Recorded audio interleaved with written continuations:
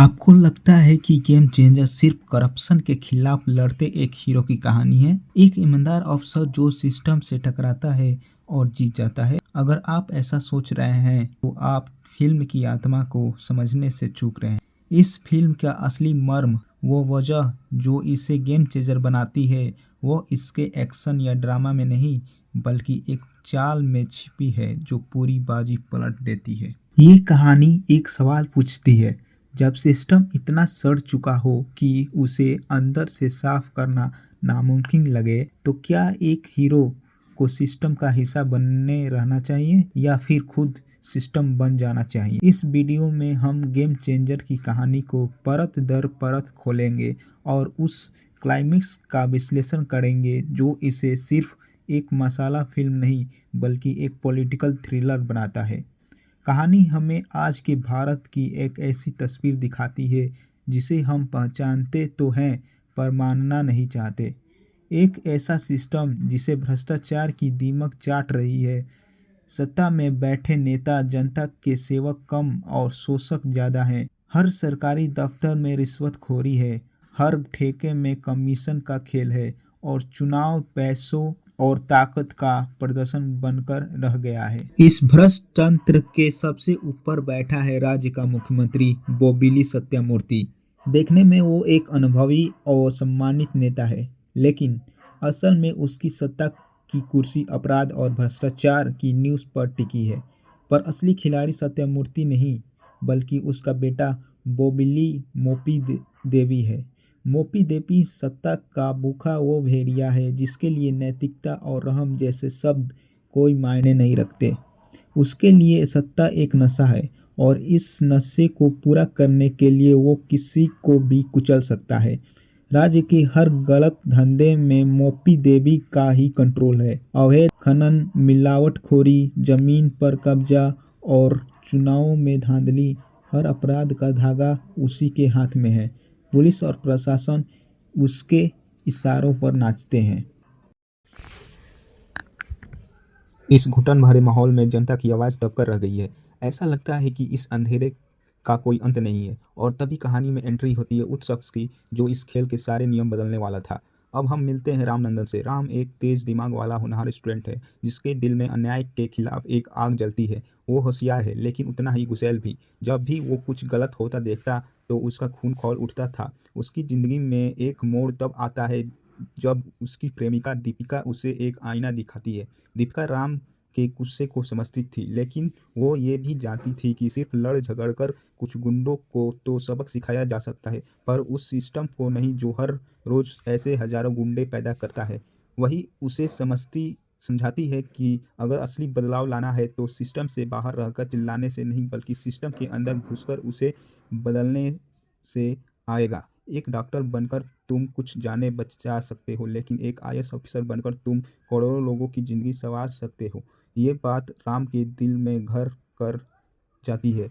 उसे पहली बार एहसास होता है कि असली लड़ाई सड़कों पर नहीं बल्कि सत्ता के गलियारों में लड़ी जाती है। दीपिका से प्रेरित होकर राम अपनी पूरी ताकत सिविल सर्विसेज की तैयारी में लगा देता है। उसकी मेहनत रंग लाती है, लेकिन उसका गुस्सा उसकी राह में आ जाता है। पहली कोशिश में वो आईपीएस ऑफिसर बनता है।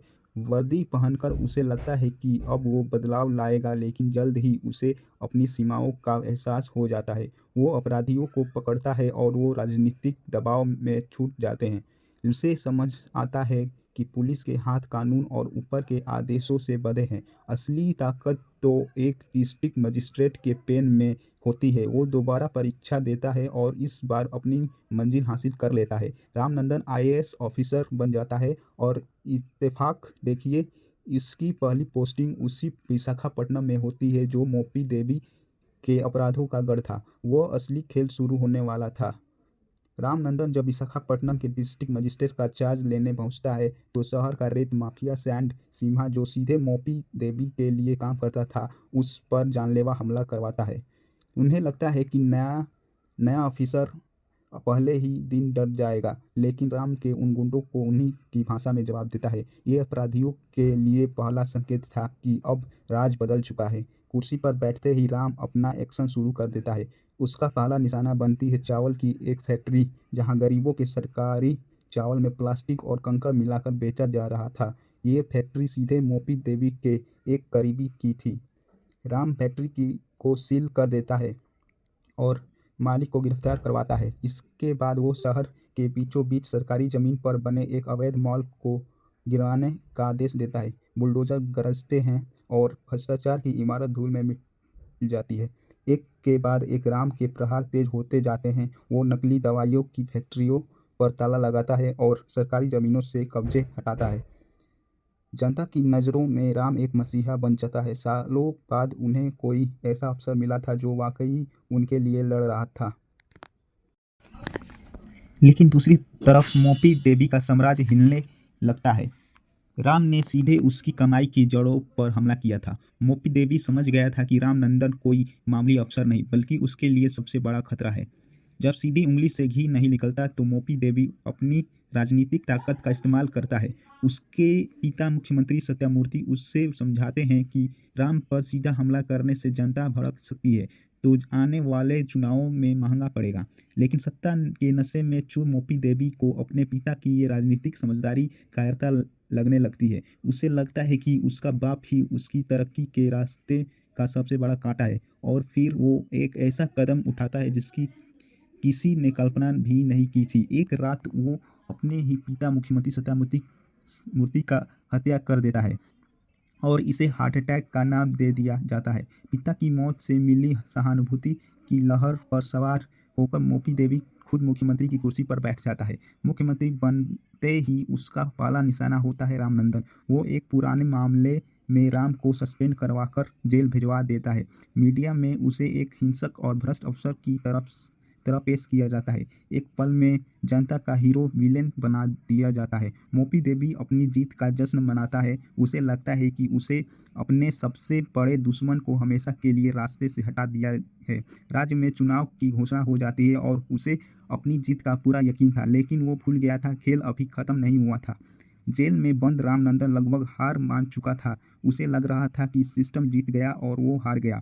लेकिन तभी कहानी में एक जबरदस्त मोड़ आता है। एक प्रेस कॉन्फ्रेंस में एक वकील पूर्व मुख्यमंत्री सत्यामूर्ति का एक ही वीडियो जारी करता है जो उन्होंने अपनी मौत से ठीक पहले रिकॉर्ड किया था।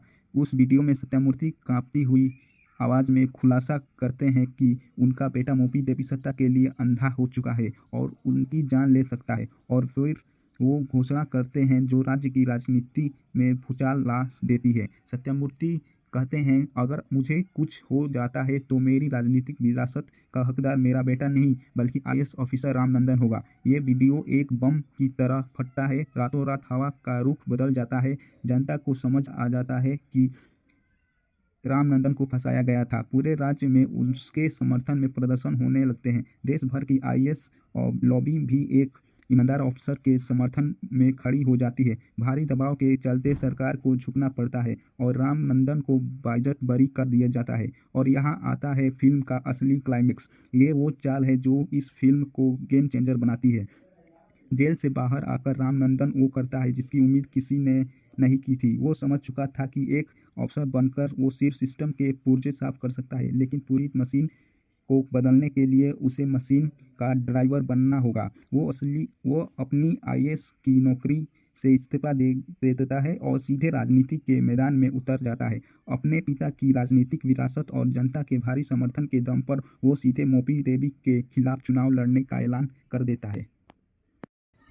ये मोपी देवी के लिए सबसे बड़ा झटका था। जिस अफसर को उसने जेल में सड़ाने की कोशिश की, आज वही उसकी कुर्सी को चुनौती दे रहा था। चुनाव एक अफसर और एक बाहुबली नेता के बीच की जंग बन जाता है।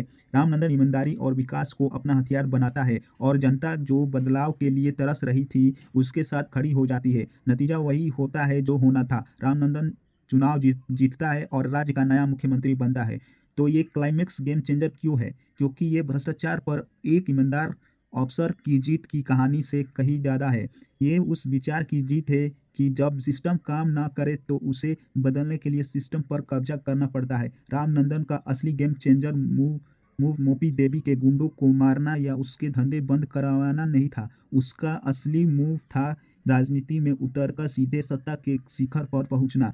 फिल्म ये बताती है कि प्रशासनिक सुधारों की एक सीमा होती है। उस असली ताकत कलम में नहीं बल्कि उस कुर्सी में है जहाँ से नीतियाँ बनती है। राम ने खेल के नियम नहीं बदले, उसने पूरा खेल ही बदल दिया। वो खिलाड़ी से सीधे अंपायर बन गया। यह फिल्म एक बहुत ही प्रैक्टिकल और शायद थोड़ी कड़वी सच्चाई दिखाती है। ये हमें बताती है कि सिर्फ अच्छा होना या ईमानदार होना काफ़ी नहीं, बदलाव लाने के लिए ताकतवर होना भी ज़रूरी है। राम ने अफसरशाही के रास्ते को छोड़कर राजनीति का रास्ता चुना क्योंकि वो समझ गया था कि असली बदलाव वहीं से आएगा। गेम चेंजर सिर्फ एक फिल्म नहीं बल्कि एक सवाल है। ये पूछती है कि क्या एक आदर्शवादी इंसान को अपने आदर्शों को बचाने के लिए सत्ता की कीचड़ में उतरना पड़ता है। रामनंदन की कहानी एक ऐसा हीरो की कहानी है जिसने सिस्टम को बदलने के लिए खुद सिस्टम बनने का जोखिम उठाया। लेकिन एक सवाल फिर भी बाकी रहता है, क्या राम ने जो किया वो सही था? क्या सत्ता में आकर वो वैसा ही नहीं बन जाएगा जैसा जो वो बदलना चाहता था? क्या ये फिल्म हमें उम्मीद देती है या ये बताती है कि अंत में ताकत ही एक आदर्श अंत है? अपनी राय हमें नीचे कमेंट में ज़रूर बताएं। अगर आपको ये डिटेल एल्यूमिनसिस एनालिसिस अगर आपको ये डिटेल एनालिसिस पसंद आया हो तो इस वीडियो को लाइक करें और हमारे चैनल को सब्सक्राइब करना ना भूलें। हम आपके लिए ऐसी फिल्मों की अनकही कहानियों को सामने लाते हैं। मिलते हैं अगले वीडियो में।